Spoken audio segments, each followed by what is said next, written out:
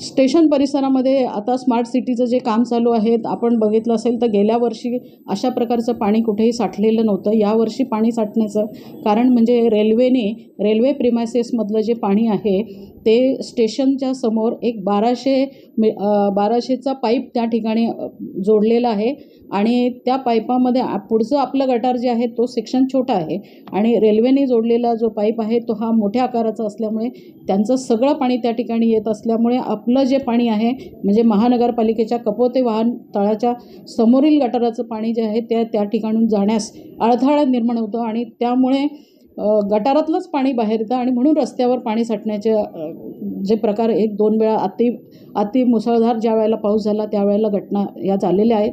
या ठिकाणी तरीसुद्धा आम्ही तात्काळ 10 HP 2 पंप आणि 25 HP एक पंप असे 3 पंप आम्ही तिथे कायमस्वरूपी तैनात केलेले आहेत।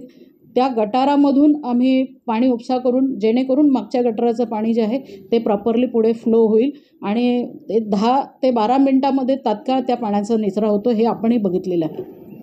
मॅडम, याबाबत तुम्ही रेल्वे प्रशासनाला काय पत्र नोटीस बजावली? रेल्वे प्रशासनाला याबाबत आम्ही 1 महिन्यापूर्वीच पत्र दिलेलं होतं आणि आजही आम्ही रेल्वे प्रशासनाला तसं लेखी कळवतो आहे। काय नेमका विषय असणार, काय कळवलं?